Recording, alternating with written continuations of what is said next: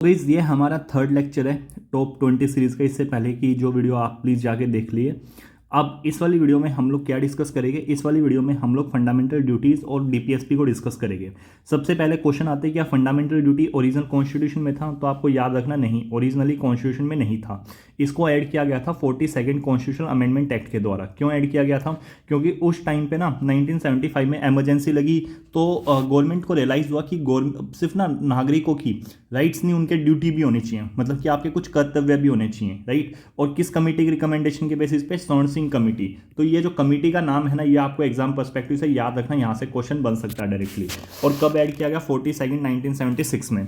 Originally 10 duty को recommend किया गया था, मतलब कि यहाँ पे 10 ड्यूटी थी, लेकिन जो 11th वन है वो 86 कॉन्स्टिट्यूशनल अमेंडमेंट एक्ट के थ्रू ऐड की गई थी। आपको मालूम होगा 86 कॉन्स्टिट्यूशनल अमेंडमेंट एक्ट के थ्रू एजुकेशन के प्रोविजन फंडामेंटल राइट में भी, डीपीएसपी में भी और फंडामेंटल ड्यूटी तीनों में ऐड किए गए थे, राइट। अब इससे रिलेटेड ना सिर्फ एक ही आर्टिकल है, आर्टिकल 51A, और ये कौन से पार्ट में आता है? पार्ट 4A में। तो ये क्वेश्चन बन सकते हैं, राइट।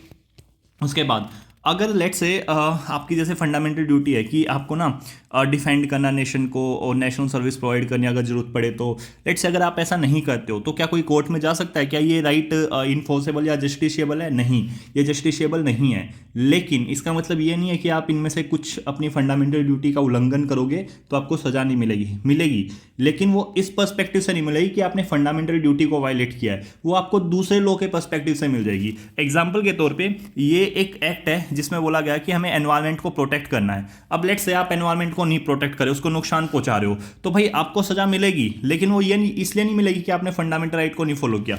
वो आपको सजा इसलिए मिलेगी बेसिकली क्योंकि ऑलरेडी कानून जो है ना एग्जिस्ट करते हैं इन सारी फंडामेंटल ड्यूटी से रिलेटेड। कुछ ना कुछ अलग अलग जगह पे ऐसे कानून हैं जो आपको पनिश कर सकते हैं। और ये बात किसने बताई थी? ये बात बताई थी वर्मा कमेटी ने। सो बेसिकली वर्मा कमेटी ने क्या किया? वर्मा कमेटी ने जितने भी लेजिस्लेशन है ना उनको स्टडी किया, और जो फंडामेंटल राइट मतलब फंडामेंटल ड्यूटीज है उनके सिंक में है। फॉर एग्जांपल आप नेशनल फ्लैग की इंसल्ट कर रहे हो, तो आपको ऑब्वियस सी बात है कोई पर्टिकुलर एक्ट है उसके अंडर उठा लिया जाएगा। आपको नहीं बोलेगी आपने फंडामेंटल ड्यूटी का वायलेशन किया, वो बोलेगी आपने इस पर्टिकुलर एक्ट में लिखा हुआ कि आपको हमारे जो नेशनल फ्लैग है उसको ऐसे वो इंसल्ट वगैरह नहीं करनी, आपको उसलिए उठा लिया जाएगा। I hope you are getting me, right. Same goes for national anthem, constitution, तो इस तरह की चीजें। तो आपकी कुछ फंडामेंटल ड्यूटी है जो आपको फॉलो करनी चाहिए। अब कौन कौन सी है? सबसे पहले आपको कॉन्स्टिट्यूशन का रिस्पेक्ट करना है, नेशनल फ्लैग का रिस्पेक्ट करना है, राइट, नेशनल एंथम की रिस्पेक्ट करनी है। हमारा आपको मुझे ना कमेंट सेक्शन में ये बताना है कि जो भारत का नेशनल फ्लैग और नेशनल एंथम है कब एडॉप्ट किए गए थे। ये मैं ऑलरेडी करा चुका हूँ, आप मुझे कमेंट सेक्शन बताना, लेट्स सी कितनों को याद है। उसके बाद हमें जो फ्रीडम स्ट्रगल्स के आइडल्स हैं उनको फॉलो करना है, अपहोल्ड करना है sovereignty, unity, integrity of India को, हमें नेशन को डिफेंड करना है और नेशनल सर्विस प्रोवाइड करनी है जब भी जरूरत पड़े, भाईचारा बढ़ाना है, और ऐसी कोई भी प्रैक्टिसेस जो वुमेन की डिग्निटी के अगेंस्ट है उनको हमें गिव अप करना है, राइट। नाउ हमें इंडिया की रिच हेरिटेज और कल्चर को प्रिजर्व करना है, एनवायरनमेंट को प्रोटेक्ट करना है, साइंटिफिक टेम्पर को डेवलप करना है, मतलब कि इस तरह के ऐसा नहीं है कुछ भी हम मतलब कि एक्सपेरिमेंट किए जा रहे हैं, राइट। थोड़ा एक साइंटिफिक टेम्पर को डेवलप करना चाहिए, ठीक है। जैसे आप लोगों ने एक नोवेल है पढ़ी होगी, मतलब नहीं पढ़ी होगी तो सुना होगा, फ्रैंकेनस्टाइन, राइट।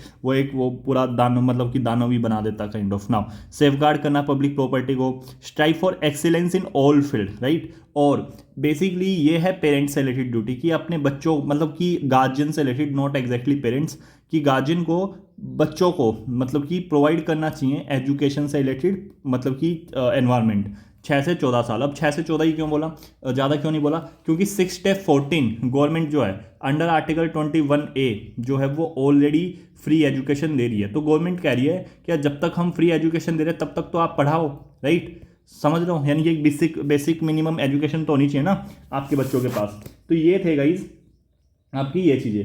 अब आपको और क्या याद रखना है मुझे आप कमेंट सेक्शन में बताना। लेट्स सी आप में से कितने लोगों का अच्छी अंडरस्टैंडिंग है। फंडामेंटल ड्यूटीज़ क्या सिर्फ सिटीजन पे अप्लाई होता है या फिर नॉन सिटीजन पे भी अप्लाई होता है? पहला क्वेश्चन हो गया ये, ठीक है।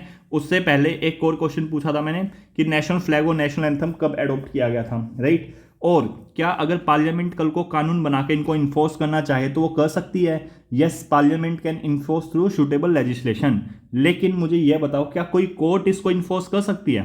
क्या कोई भारत की कोई कोर्ट इसको इन्फोर्स कर सकती है? तो आपको ये 3 क्वेश्चन के आंसर देने हैं। ओके, सो नेक्स्ट वाली वीडियो में हम लोग करेंगे DPSP। थैंक यू, जय हिंद।